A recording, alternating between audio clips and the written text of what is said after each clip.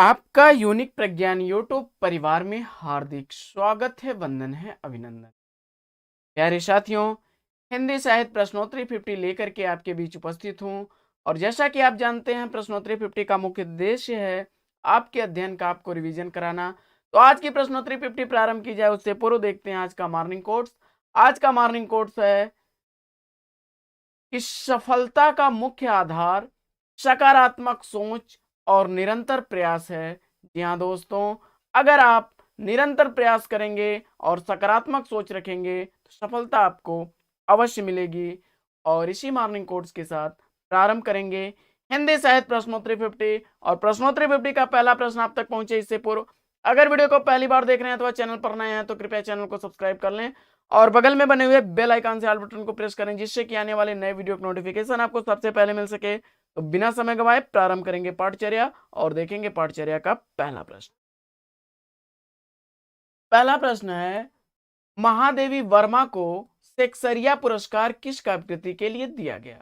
तो जवाब हो जाएगा नीरजा। प्रश्न संख्या 2, न्यूनतम प्रयुतम गणनावाचक शब्दों का अर्थ क्या है? संस्कृत के गणनावाचक शब्द हैं, तो जवाब हो जाएगा 10 लाख। अगला प्रश्न है कि अपनी शताब्दी के नाम किसका काव्य संग्रह है? तो अपनी शताब्दी के नाम काव्य संग्रह के रचनाकार दूधनाथ सिंह हैं।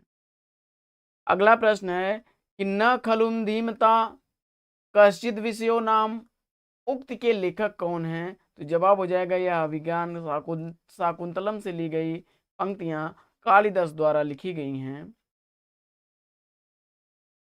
अगला प्रश्न है कि हल्दी घाटी महाकाव्य के रचनाकार कौन है? तो हल्दी घाटी महाकाव्य श्याम नारायण पांडे द्वारा लिखा गया महाकाव्य है।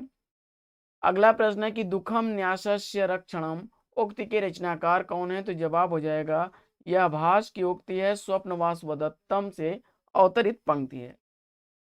अगला प्रश्न है कि हे विधना तोसो अचरा पसारी मांगो, जन्म जन्म दीजो यही ब्रज बसिबो, इन पंक्तियों के रचनाकार कौन है? तो जवाब हो जाएगा छीत स्वामी। अगला प्रश्न है कि तुलसीदास और अणिमा काव्यकृति के रचनाकार कौन है? तो तुलसीदास और अणिमा काव्यकृति निराला द्वारा लिखी गई है। अगला प्रश्न है कि नहुष काव्यकृति के रचनाकार कौन है? तो नहुष काव्यकृति के रचनाकार मैथिली शरण गुप्त हैं। अगला प्रश्न है कि रूप तरंग सदियों के सोए जाग उठे काव्य संग्रह के रचनाकार कौन है? तो जवाब हो जाएगा रामविलास शर्मा।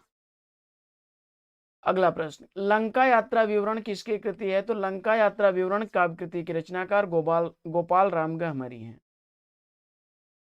अगला प्रश्न है कि किसी बात का टोटा होने पर उसे पूरा करने की इच्छा होती है, दुख होने पर उसे मिटाना चाहते हैं, यह स्वभाव है, यह कथन किस निबंध से उद्गृत है? जवाब हो जाएगा कछुआ धर्म निबंध से अवतरित चंद्रदास शर्मा गुलेरी का यह कथन है। अगला प्रश्न है कि हरिवंश राय बच्चन की आत्मकथाओं का प्रकाशन वर्ष क्या है? हरिवंश राय बच्चन की लिखी गई आत्मकथाएं क्रमशः क्या भूलूं क्या याद करूं 1969 ईस्वी की आत्मकथा है, क्या भूलूं क्या याद करूं। नीड़ का निर्माण, यह आत्मकथा 1970 ईस्वी की प्रकाशित आत्मकथा है। बसेरे से दूर, यह आत्मकथा उनकी 1978 ईस्वी की है। और 10 द्वार से सोपान तक, यह आत्मकथा 1985 ईस्वी की। अगला प्रश्न, तिब्बत में सवा वर्ष, तिब्बत में सवा वर्ष कृति के रचनाकार कौन है? जवाब हो जाएगा राहुल सांकृत्यायन। अगला प्रश्न, विलायत की यात्रा किसकी रचना है? विलायत की यात्रा कृति के रचनाकार प्रताप नारायण मिश्र हैं। अगला प्रश्न है कि रंग दर्शन अधूरे साक्षात्कार साहित्य की समस्याएं आलोचना ग्रंथ के लेखक कौन है? जवाब हो जाएगा नेमीचंद्र जैन। अगला प्रश्न है कि मेरी जर्मन यात्रा साहित्य के लेखक कौन है? तो मेरी जर्मन यात्रा साहित्य सत्यदेव परिव्राजक की रचना है, 1926 ईस्वी का रचना काल है। अगला प्रश्न है कि अंतराल उपन्यास का वर्ण विषय क्या है?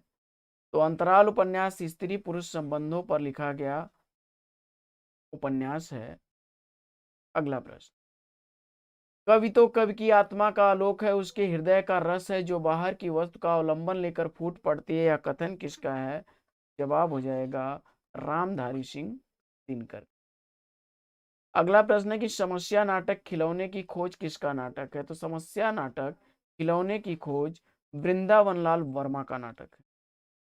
अगला प्रश्न है कि अधूरी आवाज नाटक के नाटककार कौन है? अधूरी आवाज नाटक कमलेश्वर की रचनाकार का नाटक है। अगला प्रश्न है कि नजर बदली बदल गए नजारे किसका नाटक है? तो जवाब हो जाएगा राधिका रमण प्रसाद द्वारा लिखा गया नाटक है। अगला प्रश्न है कि अधूरी आवाज नाटक के नाटककार कौन है? तो जवाब हो जाएगा कमलेश्वर। किस कवि को नूरजहां ने हाथी से कुचलवा दिया था? जवाब हो जाएगा गंगा प्रसाद कवि गंग को नूरजहां ने हाथी से कुचलवा दिया था।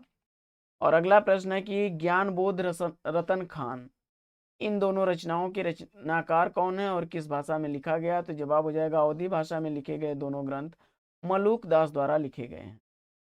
अगला प्रश्न है कि निबंध को स्वाधीन चिंता की उपज किसने कहा है? तो निबंध को स्वाधीन चिंता की उपज कहने वाले आचार्य हजारी प्रसाद द्विवेदी हैं। अगला प्रश्न है कि छाया का जंगल 1984 ईस्वी में लिखा गया निबंध संग्रह किसके द्वारा लिखा गया है? तो जवाब हो जाएगा अज्ञे। अगला प्रश्न है कि भ्रमर गीत को ध्वनि काव्य किसने कहा है? तो भ्रमर गीत को ध्वनि काव्य कहने वाले आचार्य रामचंद्र शुक्ल हैं। वैराग्य संदीपनी का रचनाकाल क्या है? तो वैराग संदीपनी का रचनाकाल तुलसीदास द्वारा लिखा गया और 1626 ईस्वी इसका रचनाकाल है। अगला प्रश्न है कि नई रोशनी का विष नाटक के नाटककार कौन है? तो नई रोशनी का विष नाटक बालकृष्ण भट्ट द्वारा लिखा गया 1884 ईस्वी का प्रकाशित नाटक। अगला प्रश्न है कि विद्यापति को श्रृंगार रस का सिद्धवाक कवि किसने कहा है? जवाब हो जाएगा आचार्य हजारी प्रसाद द्विवेदी ने। अगला प्रश्न है कि सूर सरावली में छंदों की संख्या कितनी है? सूर सरावली में छंदों की संख्या 1107 है। अगला प्रश्न है कि वल्लभाचार्य और विठलनाथ के शिष्यों की संख्या कितनी है? तो वल्लभाचार्य के शिष्यों की संख्या 84 और विठलनाथ के 252 है। अगला प्रश्न है कि रधिया महादेवी वर्मा के किस संस्मरण की पात्र है? रधिया महादेवी वर्मा के बदलू संस्मरण की पात्र है। अगला प्रश्न है कि गालिब छूटी शराब इसमें से किसकी आत्मकथा है? तो गालिब छूटी शराब यह आत्मकथा रविंद्र कालिया की है। अगला प्रश्न है कि बिहारी को पीयूष वर्षी मेघ की उपमा किसने दी है? तो बिहारी को पीयूष वर्षी मेघ की उपमा देने वाले राधाचरण गोस्वामी हैं। अगला प्रश्न है कि अजय की डायरी किस विधा की रचना है? तो देवराज द्वारा लिखी गई अजय की डायरी उपन्यास विधा की रचना है। और नंददास के भ्रमर गीत के पदों की संख्या कितनी है? नंददास के भंवर गीत में पदों की संख्या कितनी है, इसका आपको जवाब बताना है। तो 216 पद हैं।